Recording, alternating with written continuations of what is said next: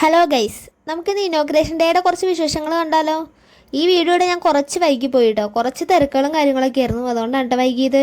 അപ്പം നമുക്ക് പരിപാടിയിലേക്ക് കിടക്കാം. നമ്മുടെ ഷോപ്പ് ഫുള്ള് ഡെക്കറേറ്റ് ചെയ്തിട്ടുണ്ടായിരുന്നു കേട്ടോ. ഫുള്ളല്ല, കുറച്ച് ഭാഗം ബലൂണും കാര്യങ്ങളും പിന്നെ ഫ്ലവേഴ്സൊക്കെ ആയിട്ട് നല്ല സെറ്റാക്കി വെച്ചിട്ടുണ്ടായിരുന്നു.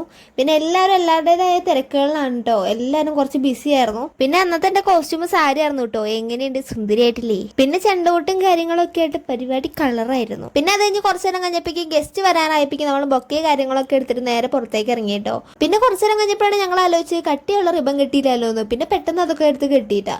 MLA ആയിരുന്നു ഇവിടെ നമ്മൾ ഉദ്ഘാടനം ചെയ്തിട്ടുണ്ടായിരുന്നത്. പിന്നെ ചേച്ചിയുടെ ഫേസ് കണ്ടാൽ അറിയാലോ, ചേച്ചിക്ക് ഒട്ടും ടെൻഷൻ ഉണ്ടായിരുന്നില്ല. ചേച്ചി കൂൾ ആൻഡ് കാം ആയിരുന്നു. പിന്നെ മെയിൻ ആയിട്ടുള്ള ക്യാമറമാൻമാർ ഷോപ്പിന്റെ അകത്തായിരുന്നു കേട്ടോ. പിന്നെ ചെറിയൊരു പ്രസംഗമൊക്കെ കഴിഞ്ഞിട്ട് നമ്മൾ നേരെ ഉദ്ഘാടന പരിപാടിയിലേക്ക് അങ്ങ് കിടന്നു കേട്ടോ.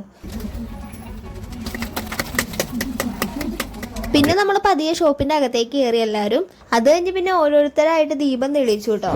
അങ്ങനെ പരിപാടിയൊക്കെ കഴിഞ്ഞിട്ട് ഞാൻ ഒരു മൂലയ്ക്ക് വന്നിരുന്നു കേട്ടോ. എനിക്ക് എന്തൊക്കെയോ ഭയങ്കര ബുദ്ധിമുട്ടായിരുന്നു. എനിക്ക് വിഷമത്തിന് വിഷമം, സന്തോഷത്തിന് സന്തോഷം, എല്ലാ ഫീലിങ്സ് ഇങ്ങനെ മിന്നി പറഞ്ഞ് പോയിക്കൊണ്ടിരിക്കുകയായിരുന്നു. അത് കഴിഞ്ഞ് ഇത്തിരി നേരം കഴിഞ്ഞപ്പോൾ ജിലേബിയും കിട്ടി. ജിലേബിയും കഴിച്ചിങ്ങനെ ഇരിക്കുമ്പോഴാണ് പണി പാളി എന്നുള്ള കാര്യം ഞാൻ മനസ്സിലാക്കിയത്.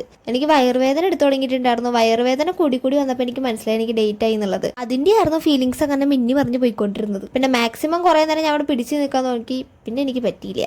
പിന്നെ ആൻറ്റിയുടെ അടുത്ത് കാര്യം പറഞ്ഞ് എല്ലാവരുടെ അടുത്തും ടാറ്റ ബൈ ബൈ പറഞ്ഞ് ഞാൻ നേരെ ഇറങ്ങിയിട്ടാ. എന്നെ ശ്രീരാഗേട്ടനാണ് റൂമിൽ കൊണ്ടാക്കിയത്. ഞാൻ അത്രത്തോളം ആഗ്രഹിച്ച് സാരിയെ കൊടുത്ത് പരിപാടി സെറ്റാക്കണം, പരിപാടി അടിപൊളിയാക്കണം എന്നൊക്കെ വിചാരിച്ച് ഇറങ്ങിയതാണ്. പക്ഷേ ഏറ്റവും ലാസ്റ്റ് ഇങ്ങനെയായി. പിന്നെ ഞാൻ എവിടെ പരിപാടി അവതരിപ്പിച്ചാലും ഇത് തന്നെയാണ് എൻ്റെ അവസ്ഥ. പിന്നെ ശ്രീരാഗേട്ടൻ എനിക്ക് ജ്യൂസ് ഫുഡൊക്കെ മേടിച്ചു തന്നിട്ടാണ് എന്നെ ഇവിടെ കൊണ്ടാക്കിയത്. പിന്നെന്താ സ്ഥിര അവസ്ഥ തന്നെ. കുറച്ചെണ്ണം കഴിഞ്ഞപ്പോൾ ഞാൻ പടായി. അപ്പം ഇത്ര ഉണ്ടായിരുന്നുള്ളൂ എൻ്റെ ഇനോഗ്രേഷൻ വിശേഷങ്ങൾ. അപ്പിന് പിന്നെ കാണാം. Bye bye.